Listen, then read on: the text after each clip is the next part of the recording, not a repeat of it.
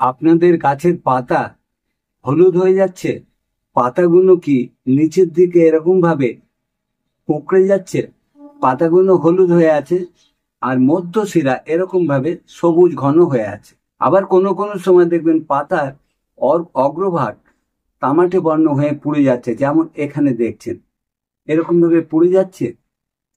আপনাদের গাছের বৃদ্ধি কি থমকে যাচ্ছে? আপনাদের গাছের শেকড় ঠিক মতন বৃদ্ধি হচ্ছে না? আপনাদের গাছের ফুল ফল ঠিক মতন আসছে না? আপনাদের গাছের ফুলগুলোর আকার খুব ছোট হয়ে যাচ্ছে, ফুল ফলের পরিমাণ কমে যাচ্ছে এবং গুণগত মান নষ্ট হয়ে যাচ্ছে? তাহলে এই ভিডিওটা আপনাদের জন্য। তাই আপনাদের কাছে অনুরোধ করব, ভিডিওটাকে স্কিপ না করে সম্পূর্ণ ভিডিওটাকে একটু মন দিয়ে দেখতে।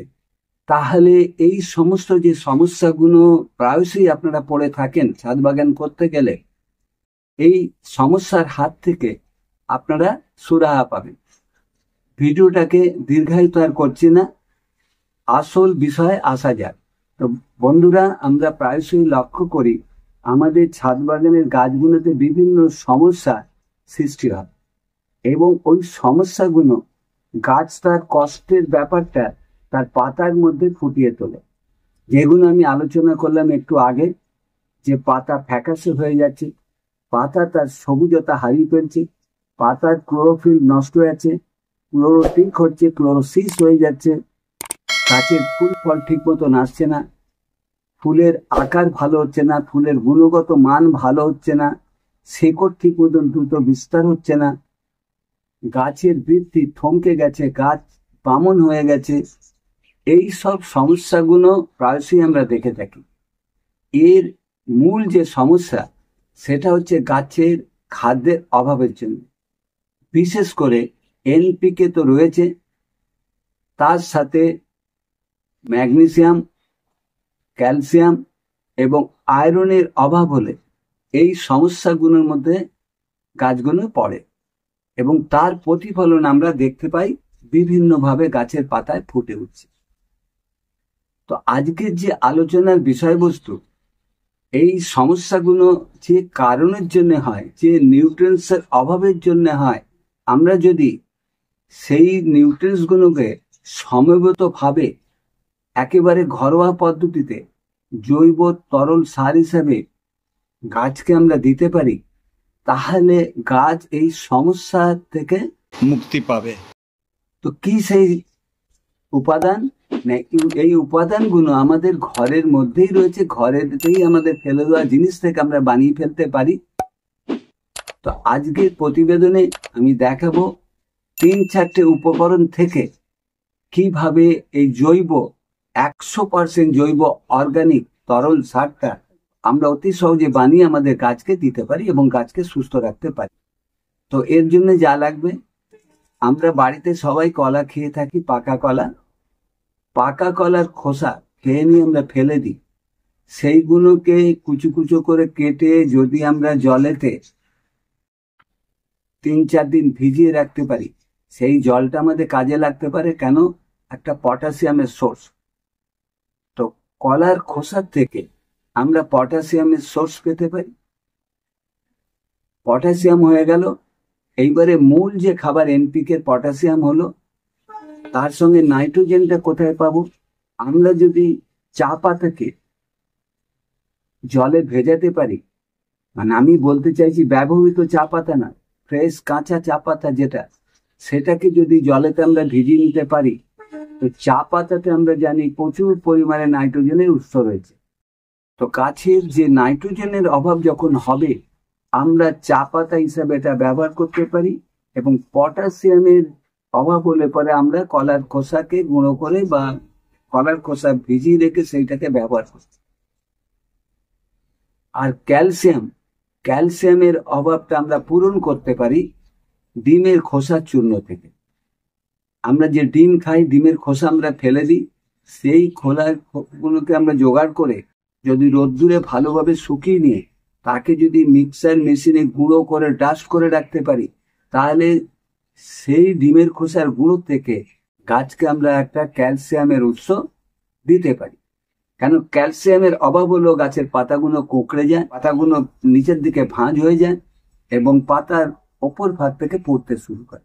তো যে সমস্যাগুলো আমি আগে বলেছি, সেই সমস্যাগুলো এই 3-4টে খাবারকে গাছে যদি আমরা ঠিক মতন দিতে পারি ব্যালেন্স করে, তাহলে গাছ এই সমস্যার থেকে মুক্তি পাবে। তো চলুন দেখে নেওয়া যাক কিভাবে এই জৈব তরল সারটা তৈরি করা যায়। এই যে দেখছেন পাকা কলা, কলা খাওয়ার পরে পাকা কলার খোসাগুলোকে ছোট ছোট করে টুকরো করে কেটে 1/2 লিটার জলের সাথে ভিজিয়ে রাখতে হবে।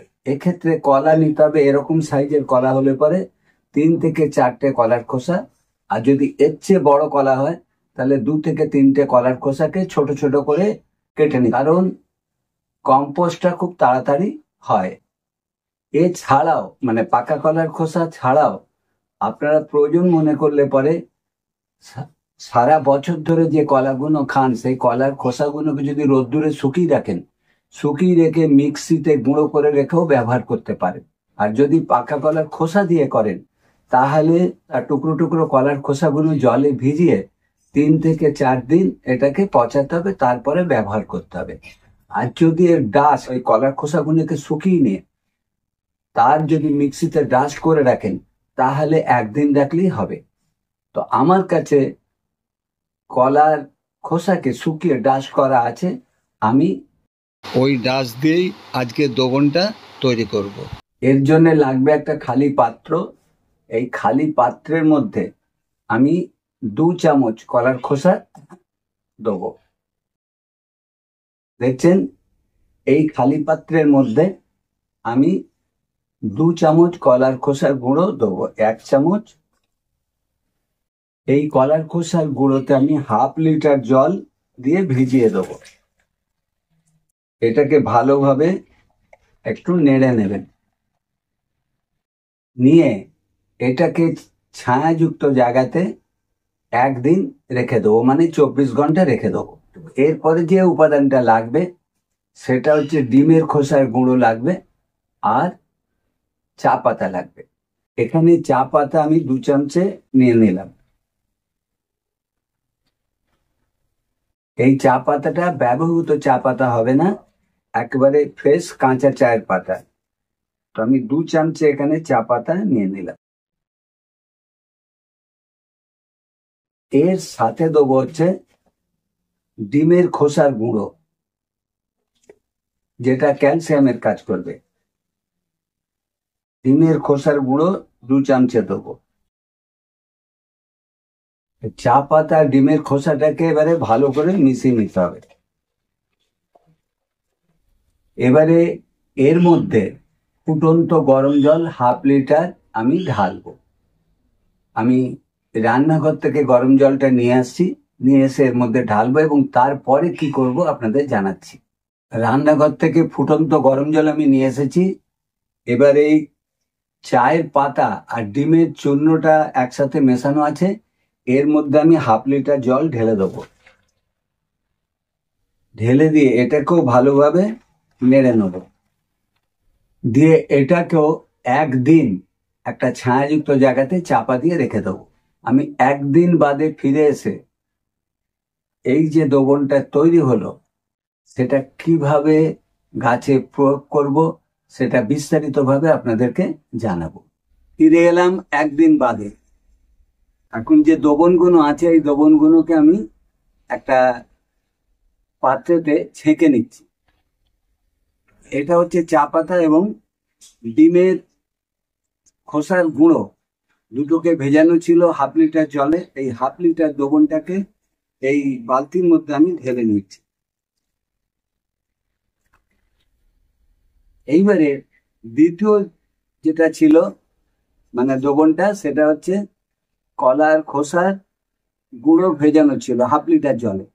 এটাকে একটু নেড়ে নিয়ে এটাকেও আমি একইভাবে এই বালতির মধ্যে ছেঁকে নেব। তাহলে যে দুটো দ্রবণ আলাদা আলাদাভাবে মেশানো ছিল, এক হচ্ছে কলার খোসার গুঁড়ো একটা, আর চা পাতা আর ডিমের খোসার গুঁড়ো আরেকটা জায়গাতে ছিল। তো তিনটে দ্রবণই আমার মেশানো হয়ে গেল।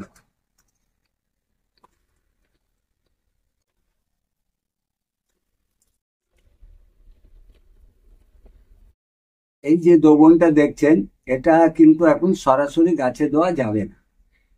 এটাকে গাছে দিতে গেলে পাতলা করতে হবে। যদি আমরা গাছের টবের মাটিতে দিই, তাহলে এটা 1 লিটার দ্রবণ তৈরি হয়েছে 500-500 করে, তাহলে 4 গুণ আমাকে জল মেশাতে হবে, দিয়ে পাতলা করতে হবে। মানে এই দ্রবণের সাথে আমাকে আরো 4 লিটার জল প্রয়োগ করতে হবে। আর যদি ফলিয়ার স্প্রের মাধ্যমে পাতাতে স্প্রে করি বা গাছে স্প্রে করি, সেক্ষেত্রে এই 1 লিটার দ্রবণের সাথে আরো 6 লিটার জল ফাইন করে পাতলা করে বোতলে ভরে ফলিয়ার স্প্রের মাধ্যমে গাছেতে আমরা স্প্রে করতে পারি। 4 লিটার জল মিশিয়ে এবার দ্রবণটা দেখুন এই এসে দাঁড়ালো। এখন এটা টবের গাছের মাটিতে দেওয়ার উপযুক্ত হয়েছে। এইবারে এটাকে কতটা পরিমাণে দিতে হবে না, গাছের বয়স এবং টবের আকার অনুযায়ী। ধরুন যদি এটা একটা ছোট গাছ হয়, 6 ইঞ্চি টব হয়, তাহলে 100 থেকে 150 ml ওই ছোট টবের জন্য, মানে 6 ইঞ্চি টবের জন্য বা ছোট গাছের জন্য দেওয়া যেতে পারে। গাছটা যদি আরো বড় হয়, মানে 8 থেকে 10 ইঞ্চি টবেতে হয়, তাহলে সেক্ষেত্রে আমাকে 150 থেকে 1500 ml এই তরল সারটাকে গাছে প্রয়োগ করতে হবে। এরকম ভাবে যত বাড়তে থাকবে সেই অনুপাতে আমরা এটাকে পরিমাণটাকে বাড়াতে থাকবো। যদি হাফ ড্রাম হয় বড় গাছেতে, সেক্ষেত্রে এই তরলটা 500 থেকে 750 ml গাছে প্রয়োগ করা যেতে পারে। এবারে বলবেন কতদিন ছাড়া দিতে হবে। গাছের যে উপসর্গগুলো যখন দেখা দেবে, মানে যেগুলো আগে বর্ণনা করেছি, সেরকম উপসর্গগুলো যখন দেখা দেবে বা বুঝতে পারছেন যে এই সব সমস্যাগুলো গাছে হচ্ছে, তাহলে তখন 7 থেকে 10 দিন ছাড়া ব্যবহার করবেন। আর তা না হলে বাগানের গাছকে ভালো রাখার জন্য আপনারা প্রতি 15 থেকে 20 দিন অন্তর এরকম একটা সার গাছের অনায়াসে ব্যবহার করতে পারেন। আর যদি গাছের পাতাতে স্প্রে করতে হবে, গাছের পাতা মানে সমস্ত অংশে স্প্রে করতে হয়, তাহলে সেক্ষেত্রে একটা স্প্রে বোতল নিতে হবে এবং এই দ্রবণটাকে আরো একটু পাতলা করতে হবে। এখানে 4 গুণ জল দেওয়া হয়েছে, ওই দ্রবণের সাথে আরো 2 গুণ বাড়াতে হয়, মানে 6 গুণ জল মিশিয়ে এই স্প্রে বোতলের মধ্যে ভরে আপনারা গাছের পাতাতে ভালোভাবে তলা ওপর স্প্রে করবেন এবং গোটা গাছটাকে চান করে দিতে হবে এই দ্রবণ। প্রশ্ন হচ্ছে কখন এটাকে দেবেন। দুটোর ক্ষেত্রে, মাটিতেই বা কখন দেবেন, স্প্রে কখন করবেন না, এই ডুবন্ত বেলাতে, মানে সূর্য ডুবে যাচ্ছে, সন্ধে লাগো লাগো হচ্ছে, এই সময় গাছেতে স্প্রে করুন। যদি এটাকে সঠিকভাবে ঠিক মতন ব্যবহার করতে পারেন, তাহলে সব সময় আপনার গাছের পাতা এরকম সবুজ থাকবে, এরকম সবুজ হয়ে থাকবে, এইভাবে সবুজ হয়ে থাকবে। এরকম গাছের পাতা ফ্যাকাশে হবে না, বা গাছের পাতার ওপরে যে পুড়ে যাওয়ার মতন ভাব, ব্রাউন ভাব আসছে, পত্র শিরা সবুজ এবং গোটা পাতাটা হলদে ফ্যাকাশে হয়ে আছে, এই লক্ষণগুলো হবে। আর পরিমাণ মতন সময় মতন যদি ব্যবহার করতে পারেন, তখন গাছেতে দেখবেন প্রচুর পরিমাণে, এই যে দেখছেন লেবু গাছটা প্রচুর পরিমাণে থোকা থোকা ফুল হয়ে আছে, এই দেখুন ফুলে ভর্তি হয়ে আছে। এই যে পেছনের সবেদা গাছটা, এই গাছটাতে ফুলে ভর্তি হয়ে আছে, ফল ধরে গেছে। যদি আপনারা ঠিক মতন এটাকে ব্যবহার করতে পারেন, তাহলে আপনার বাগান হয়ে উঠবে চিরসবুজ এবং ফুল ফলে ভরে যাবে। এই ছিল আজকের আমার ভিডিওটা দেখে যদি মনে হয় এটা একটা ইনফরমেটিভ ভিডিও হয়েছে, তাহলে প্লিজ একটু বেশি করে লাইক করবেন, কমেন্ট থাকলে কমেন্ট করবেন, আমি আমার সাধ্য মতন উত্তর দেওয়ার চেষ্টা করব।